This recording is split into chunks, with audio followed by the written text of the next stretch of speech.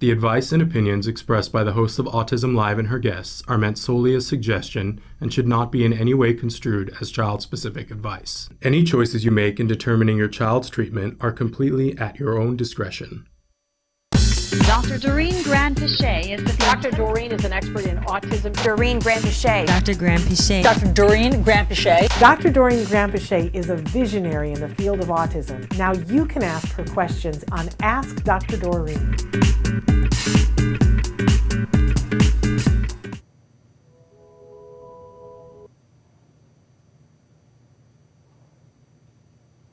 Well, hello, and we are back. Welcome. Thank you very much for joining me again on Ask Dr. Doreen. We are at the 23rd hour, if you can believe it. It's been a pretty amazing marathon, podcastathon so far. And the next couple of hours I'm going to be with you, and I will be interviewing some pretty fabulous people. And so I guess I will, real quickly before we begin, I just want to tell you that, of course, you can be watching this podcast on autismnetwork.com, or if you'd like to also participate, comment, and interact while we're doing these interviews on Facebook or YouTube or Twitter, Autism Live. We are active, and we hope that you'll join us. I am looking at all the comments coming in as well. I do want to also tell you that, of course, we are doing a fundraising challenge over the next several hours, and if we are able to raise $5,000 for iPads that we will be distributing through our foundation, Autism Care Today Act, if we're able to raise $5,000, then on the last hour, the 44th hour, I will have a lot of fun because I will be shaving our dear host Shannon's head.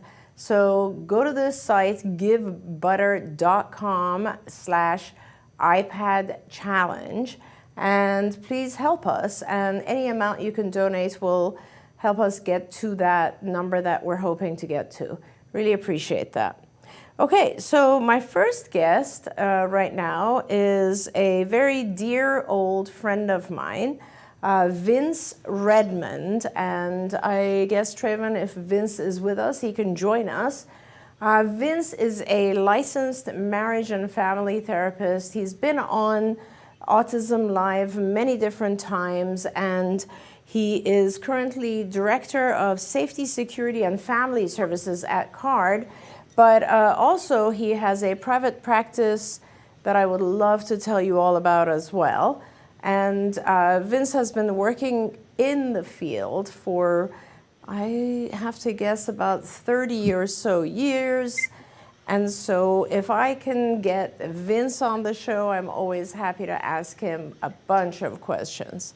How are we doing with that, Trayvon? I'm here. Vince, was that your voice? I think so. I don't know. Awesome. That is great to hear you. Trayvon, I hear an echo of my own voice, but if that's unavoidable, that's okay. And maybe we can just get Vince on the screen. I can see myself. Ah, there you are. Hello. Hello. It's always awesome to see you. How are you doing? I'm doing great. How about you? How's the castathon going? Yeah, podcastathon. Well, we're in hour 23, which is, amazing. Pretty exhausting. Shannon is taking most of it, of course, with other hosts helping us as well. I think I'm not sure. I might be at hour 9 or 10 of mine, but it's always fun and it's great. And we hope we can just do something special like this for April. Absolutely. So Vince, I want to ask you, I think, is this your 30th year or is it more even? This is the 30th, yeah. 30th year, wow, that's incredible. Known for 30 years now. Yeah, and I mean, you've been in this field for 30 years working with autism. So, and that's pretty rare. There are not a lot of people who've been in the field for that long. And let me just start right there. How do you think autism has changed over the past 30 years? Autism or treatments or the world of autism, what do you think? Oh, many different things, right? I mean, as you well know, when I started, it was still in the cusp of not a lot of people knew what autism was, and there wasn't a lot of information in regards to treatment.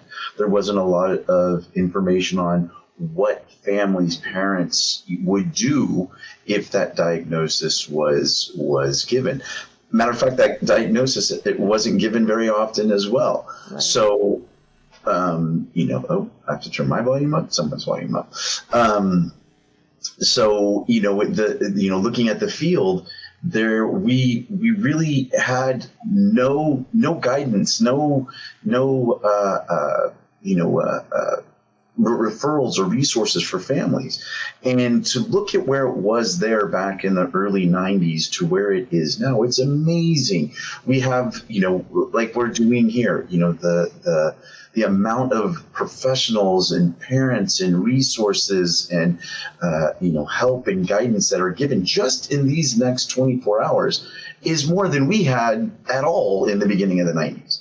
It's just, amazing to see how much support, how much treatment has evolved, how much the other disciplines, either medical or behavioral, have come together to form much more, comprehensive treatment plans for kids, individuals, and families on a whole. It's amazing. Yeah, that's very true. And then unfortunately still, I interact with families in some states where it is still a really long wait list just to get the diagnosis. And even though, as you said, things have changed so much, and earlier we were talking about, of course, one of the biggest changes over the past 3 decades, I guess, is insurance coverage, right? And that is such a tremendous thing that we have in this country, yet a lot of people either don't know about it or don't know exactly what they can access through their insurance. So, that's unfortunate. There's still a need to provide education and information for a lot of people in a lot of different states. Some of the good stuff, I think, that you mentioned as well, and I want to ask you more about, these days, as I said earlier today, you can go to a restaurant, and most restaurants, at least in California and maybe some other states, you can order gluten-free foods, for example, which is so important for some of our kids. You as someone who's still working in the field, do you find that there is more cohesion between the behavioral and medical fields, or is it still, two separate things that are kind of going in parallel? Both. Right. I think there's been a lot of growth, but I also think there's a lot of growth that still needs to be done. Mm-hmm. Like you said, there's Whole Foods, Sprouts, right? There's whole sections of gluten-free or casein-free, foods where, this accessibility for our families is so great that they're able to live very, very normal, and eat very normal diets, when there are, GI issues with their children or even throughout their families. Where before, as we remember, 20 years ago, they were making their own pasta. They had to get their own, gluten-free ingredients to make things. There was no pre-made stuff, and the stuff that was pre-made was terrible. Yeah, you're right. I do remember that. Great. Yeah, but do you think as things have evolved, we see a lot of more medical professionals and interventionists that are collaborating well with behavioral science, behavioral therapists, behavioral professionals. However, not a week goes by that I don't hear from a family or from an individual that have discussed that doctors are referring away from ABA, or doctors are still saying that ABA is not scientifically proven, or is still not a treatment that they would recommend. why and how that is still occurring today, baffles me, but it still occurs. So there still is more, I believe, education that needs to be given in the medical field. I think there needs to be more efforts on the behavioral side to continue to collaborate with the medical side and vice versa. But I've seen, and I know as you have as well, have seen great strides in those areas. I hope it keeps going. Yeah, you're right. And I tend to talk to a lot of, I guess, BCBAs all over the world, and there are still a lot of behavioral people as well who are not knowledgeable about the medical or dietary stuff. Right. And so I think it makes it a little bit harder and more stressful for parents, I think, because they have to be the conduit that kind of like makes sure their child is receiving whatever is appropriate. And I mean, I was shocked just recently. I had a family reach out and say that their provider, their ABA provider, was not willing to adhere to their dietary restrictions because they just didn't believe in it. And I mean, that's shocking to see to some extent, but I guess it still happens. Yeah. Well, and again, it needs to not be us versus them or them versus us. It's a we. The treatment plan, it needs to be medical and behavioral. You can't do just one side and get the same results. That's right. And now you also have a practice, a private practice, and you help and you work with parents and families who are somehow affected by autism as well. Tell us a little bit about that. Yeah, I've had my private practice for 20 years now. Wow. And it's an open, a marriage and family therapy practice for individuals, couples, families, and such. Obviously, with my background in ABA and my background in working in the field of autism, I specialize in working with families that are going through the emotional, we'll call it journey of what it is to have a child or a relative that's on the spectrum. I have families that are dealing with older children, 20s in their early 30s, and what do they do with how do they emotionally as well as practically work with their child. And then we have that grief, that immediate, reactions from families who just get the diagnosis. Yeah. Working with them through the grief cycle and helping them find hope, find motivation, find resources and support to help them through their needs. So it's been wonderful to be able to be multidisciplined, where I've been able to be trained and work so many years on the ABA side of it, but then also being able to continue to support the whole family emotionally as well as practically. That's such an important thing too, because I think we often overlook how much stress the entire family system is under. And of course, you and I both know that, divorce rates are high. It's extremely difficult on families. And so it's wonderful that you've been doing that. And I hope that you'll continue doing that, because it's a very, very beneficial, valuable service that you provide. Let me ask you, what all these years, staying in the field, what made you stay, or what is the thing that motivates you to continue in this field? Two things. The first thing that kept me in the field, to be quite honest, was you. Oh, that's awesome. So there's that. But then the results you see when you have that positive effect on the families, when you see the change in the children, when you see that you've been able to counsel or support, the family and the couple to create a stronger family or a stronger bond, so that they're working together, and you see the whole family progress. It's those rewards, those simple, small rewards that you get on a daily basis when you see a smile, when you see them find a little bit of hope. That's motivated me throughout the 30 years, not only on the ABA side, but also on the counseling side, on the therapy side. And every day when you get that reward, that makes your purpose, that makes me feel that this is what I've been meant to do, and this is, where I should continue to focus all my future in helping others and finding ways to make everybody smile. That's amazing. That's terrific to hear. And I know that you also often participate on our shows, and even through that, you are helping so many families who are, yesterday we had a couple of lectures, and it was really all about anxiety.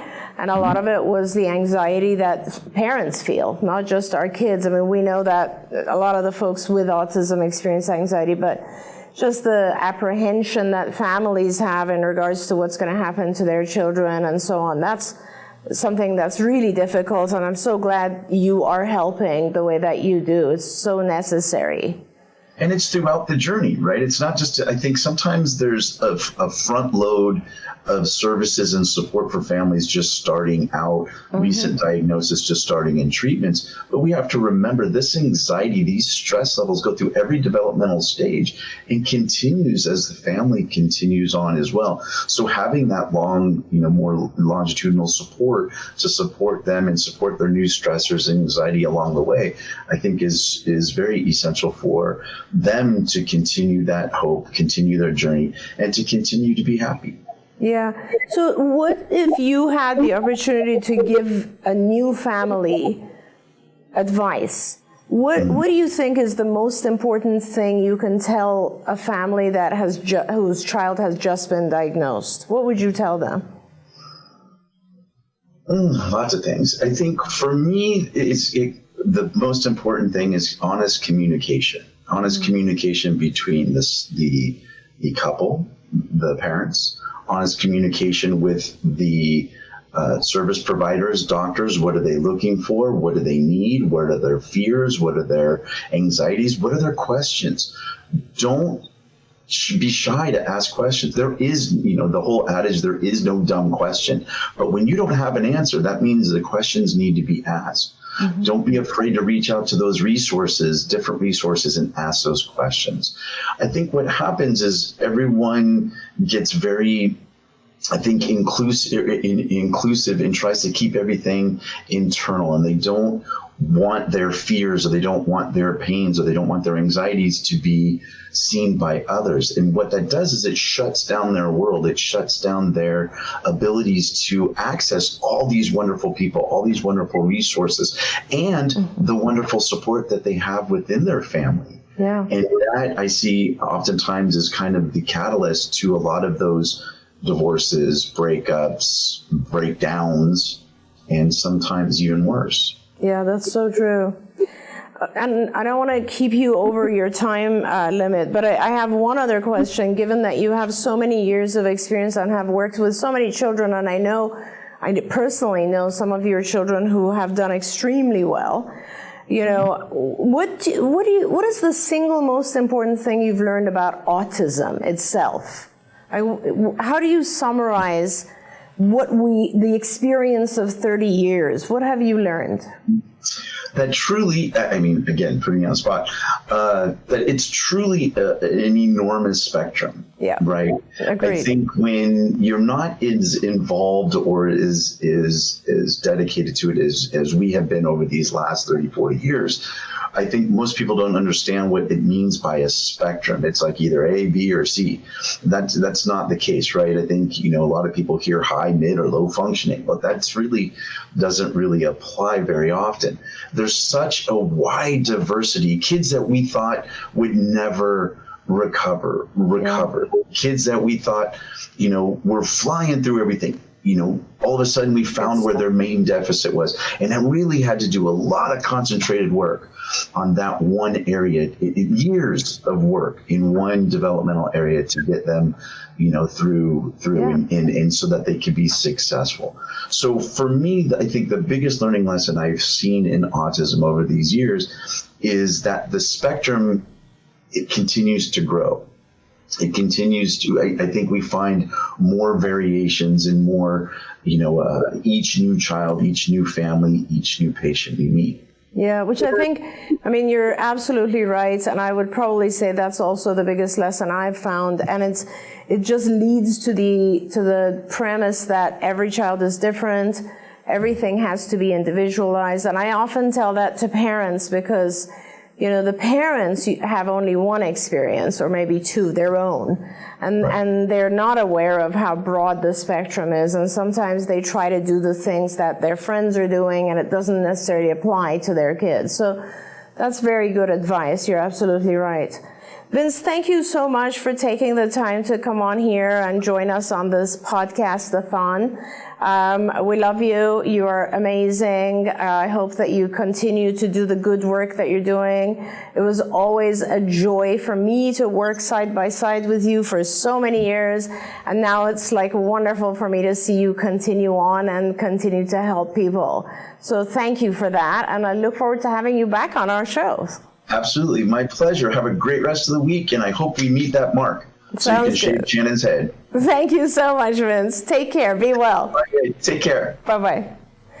That was Vince Redmond. As I said, very good friend because, you know, we worked together for many, many years. Let's see, it's now about 4 or 5 years 4 years or so that I've been gone from CARD, but he and I worked together for over 25 years, and it was always a pleasure. Vince is one of the most patient and caring individuals that I know, and if anybody is interested in looking at the video that we made years ago called Recovered, where we tracked 4 children.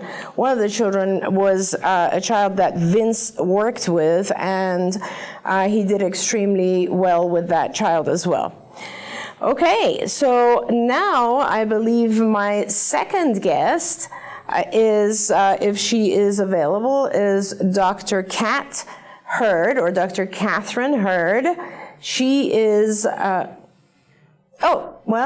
is not here yet, so what we'll do is, I guess we will skip and go to the guest that I was going to start after her, and that is also a good friend, and one of the individuals who shares the joy of being currently on the ACT board, the Autism Care Today board. My co-board member and treasurer, Jay Ocana, who I welcome to the show. And if Jay is here, we can chat a little bit about everything. Hey, Jay. Hey, Doreen. Great to see you. Good to see you too, and thank you so much for joining us. I don't know if you know about this crazy idea that Shannon had to do 44 hours of live streaming, and so we are at hour 23. It's been kind of an interesting experience, but in the meantime, we're also fundraising for ACT, our foundation, and Shannon has promised that if we can get $5,000 just for iPads, she will, on the 44th hour, I will have the pleasure of shaving her head. So, and that's tomorrow great. At 10 a.m. Yeah. That's great. I'm sure if we short on funds, that one of us will chip in towards that goal. I know, because we all kind of want to see that happen. That's Absolutely. Right. Yeah. That's good. Brave of her. Jay, you of course are also a father, and I'd love to ask you some questions as a father. But first, let's talk a little bit about ACT. And we're both on the executive team of Autism Care Today, on the executive board, together with Greg Anderson and Bill Cernius, 2 other people who are very dedicated to this. And, we've raised and given away, thank God, around $2 million to families, and I hope that we can continue to increase that. Right. I think you and I are both just as proud as we can be. Tell us about, if you remember, some of the fun grants that we gave away, or some of the things that you remember from being a board member at ACT. Well, first of all, I think that having a child on the spectrum and going through that process, and I think parents going through process of a child going through any kind of thing, not just autism, whether it's cancer or diabetes or anything like that.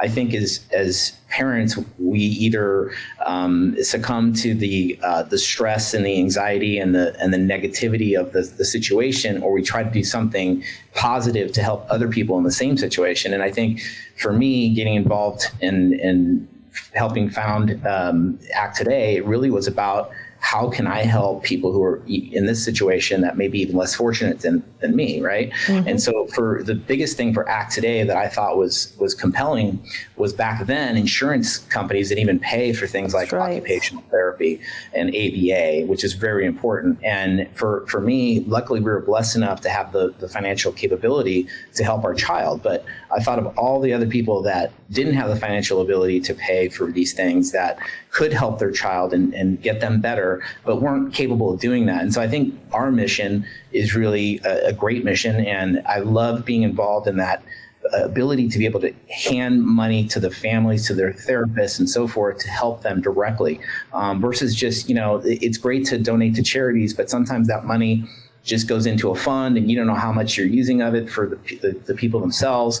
And I think for us, that direct involvement with the families and seeing that in action is really, really gratifying. And I think for me, I would say some of it's hard to say fun, but I would say helpful, everything from, kids that elope that have contacted us for grants asking for how can I stop my kid from eloping? I live in an area that doesn't have fencing, and how can I help my child? And we've provided things like even fencing, right? We've done anything from that to the iPads that I think the iPads to me is one of the best ones that we've been involved in getting kids to communicate. With my son, he was nonverbal at 3 years old, and for him to communicate, we used to use the PEX cards, right? We didn't have iPads back then, but the ability to help these families by providing them iPads so that they can communicate is probably one of the most gratifying pieces I think I've been involved in. I agree. I remember days when the board, we would sit around, those were fun days actually, and we would have just raised, let's say, $100,000 or something from an event, and we would have the opportunity to, this is when we were a little bit smaller, and we could go through these grants ourselves.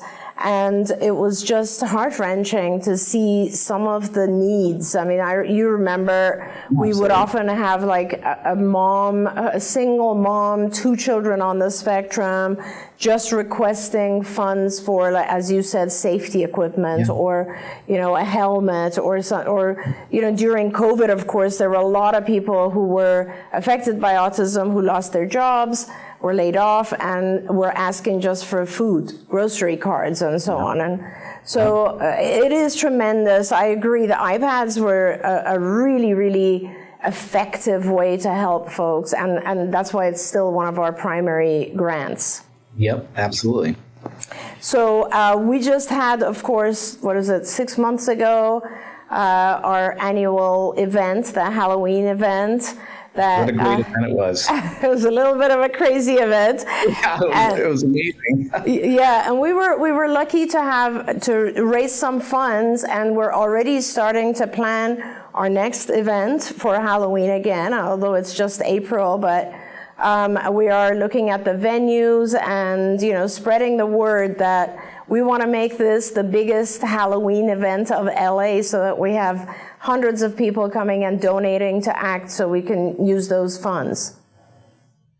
Yeah, I think that would be incredible. I mean, the going back to what you were talking about in the early days when we were smaller and less funds coming in, I think the most gut-wrenching part for me was, I say it in a very negative way, playing God in terms of we would have 300 requests, we could only support 50 of them or 100 of them, and not being able to choose those other people or give them what they need was really the hardest part to me, right? Was picking and choosing. And yes, we helped some families, but there were so many more families that we couldn't help, right? And no matter what it seems, no matter how much money we raise, there's always more families that need our help and our support. And so, our events are great for raising money, and I hope that we continue to have successful events so that we can help more and more families. Yeah, absolutely. I mean, like this one, like right now we're asking for these donations just so that we can purchase some more iPads. But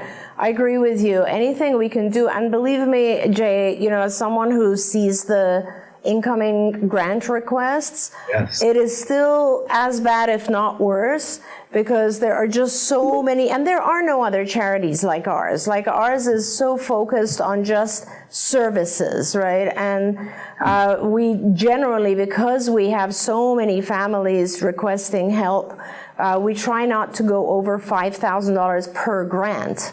Yeah. But there are so many requests, and the board has always been, and especially the executive board, has always been very generous. And I remember when we'd sit around, as you said, we would run out of money. And there were still a few more grants, and each of us would be like, I'll cover that one, I'll cover that one, and we would somehow get through it. And I think it's still the same. There are lots of families needing help. I do, and I think and you touched on it, but the big difference for us is it's great to give money, for research and research, causes and cures and better treatments, and all, that is all fundamentally very, very, very important. But there's families right now all across this country that are suffering, that are struggling, that have children on the spectrum. They don't know how to pay for their services. They don't know how to help them. Insurance may cover part of it. They may not know insurance covers part of it. And so for us, helping them directly is tremendous. And I think that that's why I'm so passionate about our mission and about our charity. Yeah, absolutely. And now, of course, with the prevalence having increased just last week, there are even more families in need. And more that are coming. And more that are coming, absolutely. Before I let you go, I do want to ask if you would share with us how your son is doing. Wow. Well, he is doing fantastic. We were in a situation, as you know, autism is a very broad spectrum, and there's the people that use terms like moderate autism or PDD, NOS, or whatever. Right? In our situation, our son was really like if you looked at the spectrum, was really kind of tough, right? He lost his language. He wasn't able to communicate. He did all the typical, autistic things that kids do, spinning, banging head, all that kind of stuff. And for us, we kind of threw the kitchen sink at him in terms of helping him recover. For us, it was key to have the behavioral therapy, obviously ABA with CARD, which was amazing and hugely helped him through his life, and the speech therapy and the occupational therapy. And we did all sorts of biomedical interventions that really, really also helped him. Him a lot, those biomedical interventions helped him be able to sit through therapies. Absolutely. And he gained his language and all that stuff. And today, just to give you the quick update, he is now studying at Baylor University. He's a computer science engineer major. Amazing. Obviously, of course, right? He loves his math and his video games, as you might recall. And he is doing fantastic. I mean, he's living independently, has some roommates. He lives in a dorm. He does, fun college stuff when he's not coding all the time. And he's a pretty typical kid. If you met him, you would say, like, he's a little quiet, some socially awkward, still a little bit of social anxiety. We're still working on that, but he's awesome. That's amazing. Congratulations. That's so always gives me such great joy to hear that. That's wonderful. We were very blessed. Not all treatments work for all kids. Not all kids. I think all kids can improve. Yeah. But it's really amazing. And I think, I don't know who uses that analogy. You might have given it to me at one point, but he was still hit by the bus, right? He still had autism, but we were able to really recover him, and he's fully functioning member of society and on his way to a nice, good college degree, hopefully a job and right now his biggest thing is he hasn't had a girlfriend yet. Yeah, I knew it. I would have guessed that. And he really wants a girlfriend. So, we're working on that part. Although I can't really help him much now. He's in college in another state, but he's doing great. Thanks for asking, Doreen. He'll get there, I'm sure. And he's a very good-looking guy, so he'll get there. And, I have to say that one of the things that I tell parents all the time is your involvement as a parent is really critical. And you and Jen both were extremely involved in his development and in his learning. And you did research a lot of things, and you did a lot of different things that were very helpful. And so, you know, first of all, thank you. And it's always been an honor for me to be on this board together with you. I enjoy working with you, doing all the things we do for ACT. And congratulations. I'm so happy that things are going well for him. And I really look forward to our next event and getting together and being able to help more families. Absolutely. And thank you, Doreen. If anybody's honored, I am. You are, I mean, I couldn't even count how many people, thousands of people you have helped save their kids all around the world, including my child. So if there's any honor to be given, I'm definitely honoring you, because you are amazing. And I hope you I know you're sort of stepped back a little bit, but I hope you continue to do your good work. Thank you. I will. You got to just remember to invite me to his wedding. Okay. I will do maybe graduation first, then graduation first. That'd be even better. Sounds good. Thank you so much, Jay. Be well. Take care. Thank you. Take care.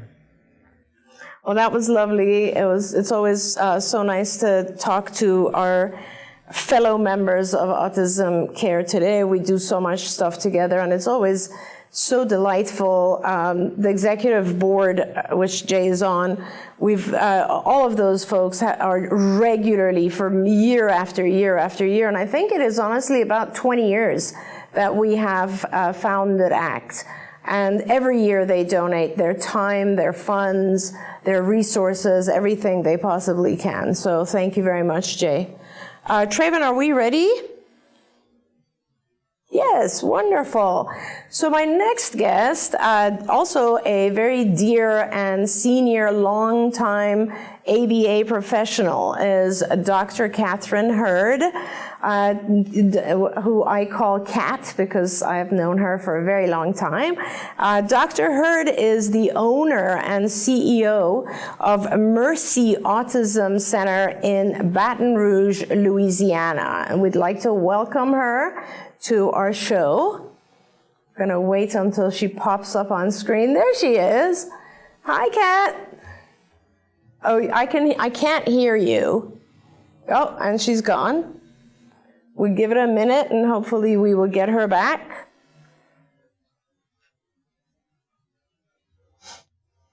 Dr. Hurd and I worked together in the field for, I want to say, she has also been in the field somewhere around 30 years. We'll ask her when she pops back on. But, you know, when she was a therapist, she also helped. We were treating a lot of families in the Middle East, in Abu Dhabi, and she helped tremendously by going out there and actually staying there for a while, and I think over a year, maybe even longer, and helping treat those children out there. So she's got a lot of experience. She's worked with all different levels of children, and she was overseeing the entire region of southeast U.S., you know, the Louisiana region, lots and lots of clinics at CARD until she left, and then founded her own center, which is fantastic, and I'm so excited for her, and I can't wait to hear all about the center that she has founded. Louisiana, I'll just keep talking until we have her back, but Louisiana is one of the earlier states that decided that it would be important to have licensure for ABA. So it was one of the first states that had this license, and I think it resulted in having higher quality therapies. Hi, Kat, can you hear me now? I still can't hear you. I can see you, but I can't hear you. I'm gonna wait until Traven does some magic.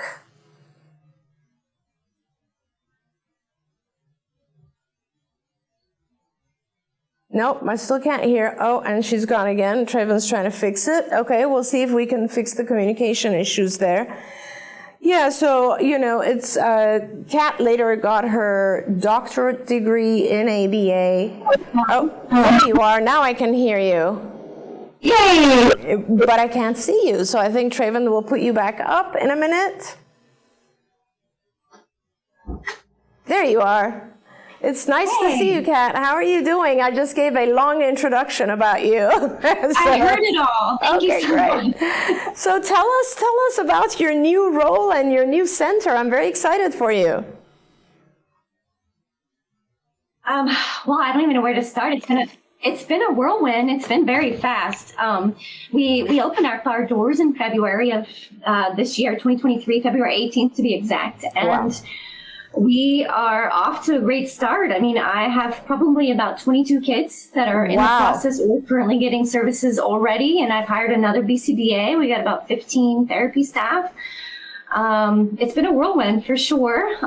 We are, focused on trying to get back to that patient-centered care and, creating a good, solid clinical team and, networking with the community, offering our supports to the community, and really, just being there for the families. I've had probably in the last couple of weeks 5 patients that are newly diagnosed, and as you know, all the support that those moms need in just coping with the diagnosis and where to go next, what to do next, what should I do, what should I not do, so it's been a lot, and I'm definitely going to ask for your words of wisdom because you've been there, done that, but. It's hard. It's hard, and especially it's hard when you're in a state where there are already some regulations, not necessarily the right regulations, but some regulations and licensing requirements. So it makes it a little bit harder. And then there's also still a huge need, and I'm going to ask your opinion in a minute about the increase in prevalence, the 1 in 36 as well now. But with all of that, I don't know, how are resources in general in Louisiana? What would you say? I mean, you've lived in California, some of the numbers all over the country. How would you compare Louisiana? I think that there's pockets of the communities that have gotten better. There's still a huge wait list for diagnoses. I'm sure that's nationwide. I don't think that's just Louisiana, but I had a mom who saw me yesterday and she waited a year for her appointment, even though she knew her son, and he, nonverbal, self-stimulatory behavior, pretty much nonstop, eloped out into the street, and a neighbor found him, all the things, and she still had to wait a year to get that diagnosis so that she could engage getting an intake assessment for ABA services. So a lot of more providers are only focused on that comprehensive early intervention. So there's still, in our community at least, individuals who are past the age of 8 that don't have as many resources available to them. And we all know, there's very little out there for individuals past the age of 18 to 21 as well. That's still a big problem. I continue to hear that and talk to parents who are asking me what they should do because their children have aged out. Whereas, in reality, of course, they're not supposed to age out of this therapy, right? But a lot of providers find it, I guess, harder to deal with teens and adults, and so they're not focused on that. It's a lot easier when the children are younger. There's a lot more funding for them, obviously. So it is very difficult. I'm hopeful that there will develop some more teen and adult centers. But I know that it's very hard when you first open your own center because as a clinician, you are so focused, and you always have been, so focused on the quality of the clinical care and working to make sure that every child is individually looked at and evaluated, assessed, and receiving what's right? And then while you're focused on that, you also have another full-time job, which is operations and making sure all the staff are trained and getting everybody paid and billing all the families and talking to the insurance companies, and anything in the suite breaks down, it's your issue, and it's a lot. It's a lot. Have you managed in that area? Have you gotten any help in that area? Well, I have relied on my husband, who's been helping with a little bit of the financial pieces. I did get an admin tech. She started this week, and she is so fabulous because she is so OCD and organized and just what I needed to help keep things going while I, balance the clinical versus operational hat. And it's funny that you say that, because the other day I was so caught up in doing therapy with a kid that I didn't even really notice that the AC had broken. And I'm sweating, and I thought I was sweating because here I have this 2-year-old that, is all over the place. And, at 45 years old, it's a lot harder than it was when I was like 20. It's been a lot, but I feel that I'm slowly adding in the pieces of support. And surprisingly, I've built a network of people that really just want to help me. That's awesome. The place that my site is at, my center is at, they have offered, at least from somebody, and they send over texts to help with the AC stuff, some of the building maintenance.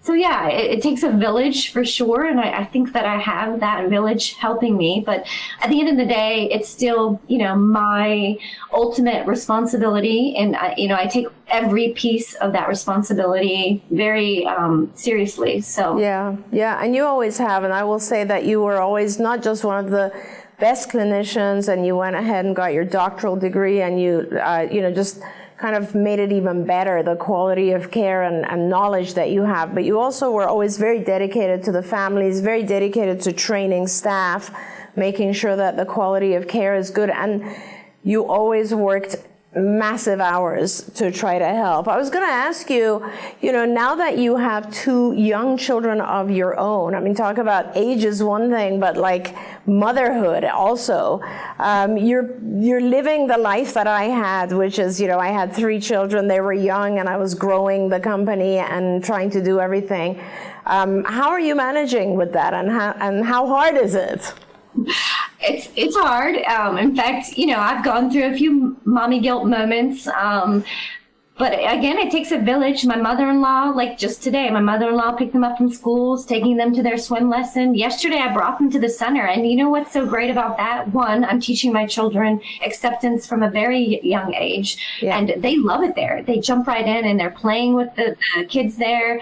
And they engage with them, and they say, hey, mommy, this person needs this one, or I'm going to go play Candyland with so-and-so. And so, it's just a village. And, I, want to rear them alongside on what I do so that they know, and, rely on the resources I have. But it's definitely been an adjustment. I've had some mommy guilt moments. So yeah, no, we get through those. But, I'll tell you, as someone who's been through that, my kids, I think even more so, they appreciate the role model that I was. And you have 2 little girls, and that's fantastic, because for girls, it's important to have a very, a mom who is out in the world and able to do all these things. And it's going to be a very important, it's going to play an important role in their futures in a positive way. But I know how hard it is when you have to leave for work and stay long hours. I hear you.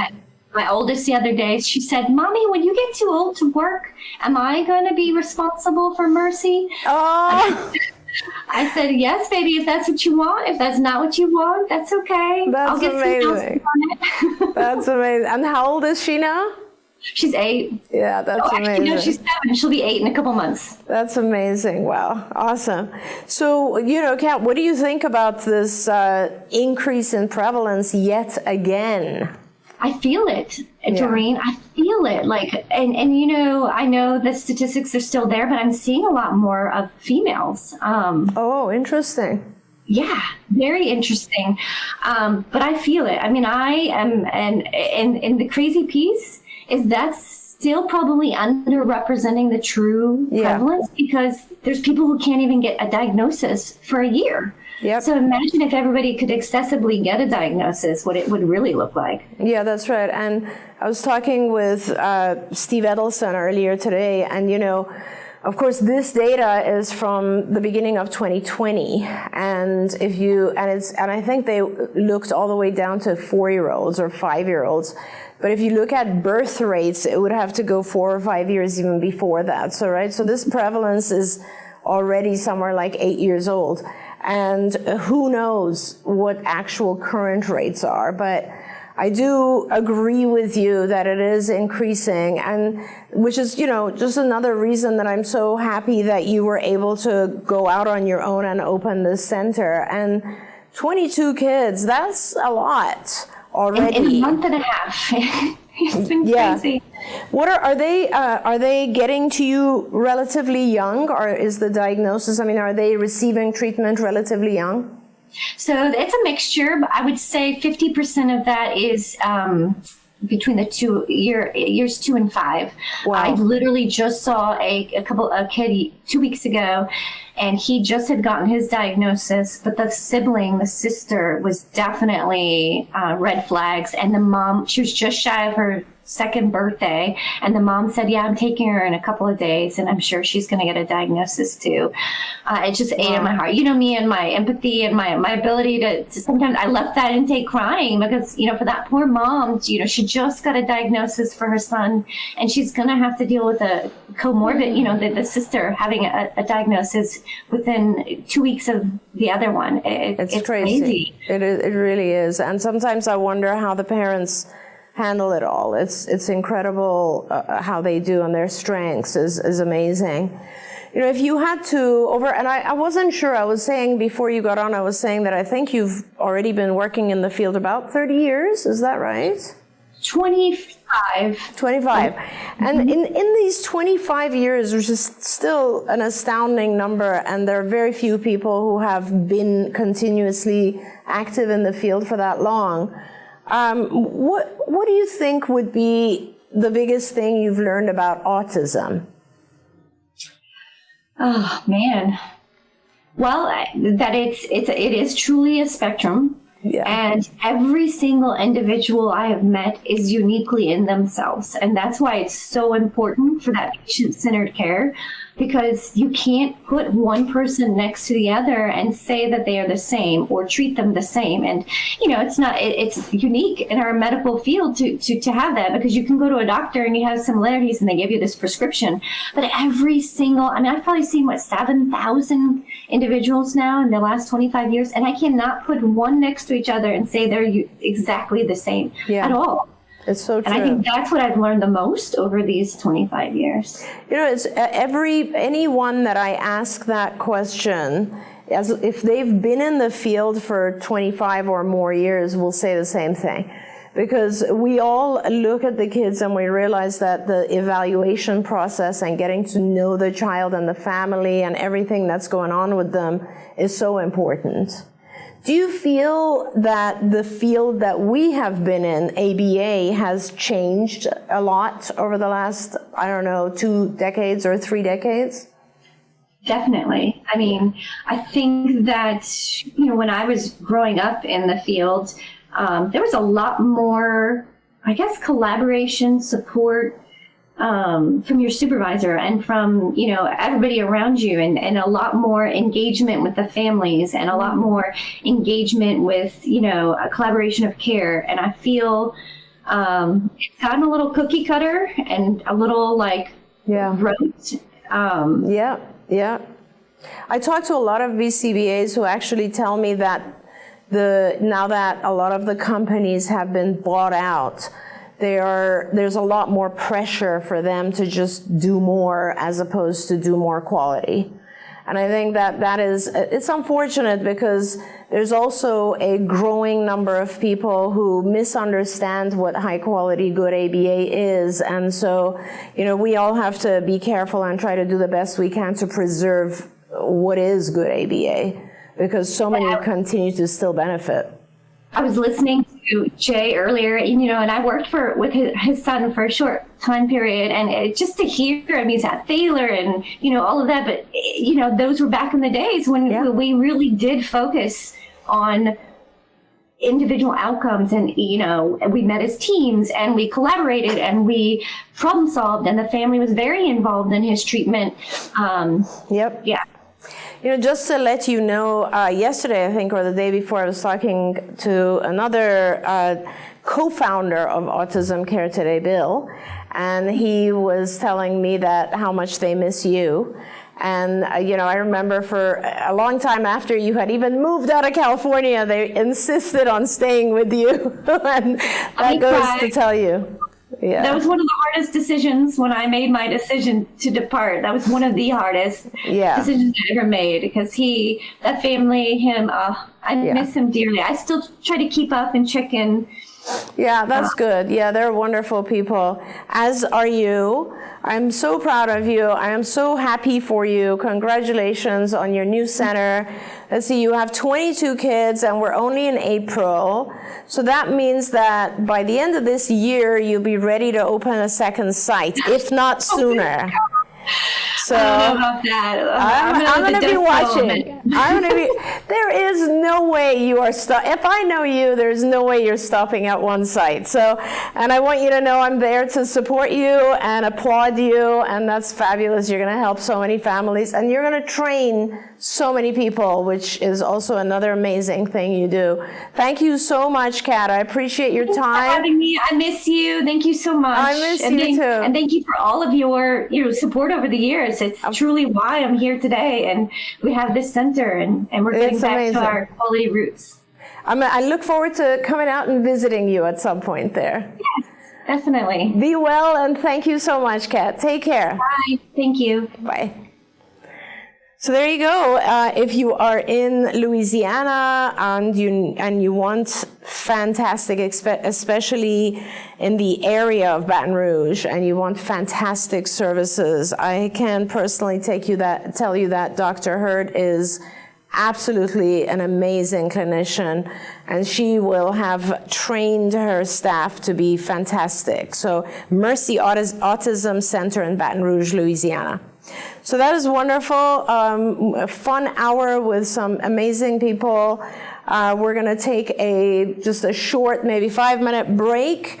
And then I'm coming back with some additional interviews of people who are in the field and changing the field and making all of our lives better. Thank you so much. See you shortly. Don't forget, you can watch Ask Dr. Doreen live every Tuesday morning at 10 a.m. Pacific time. We hope to see you there.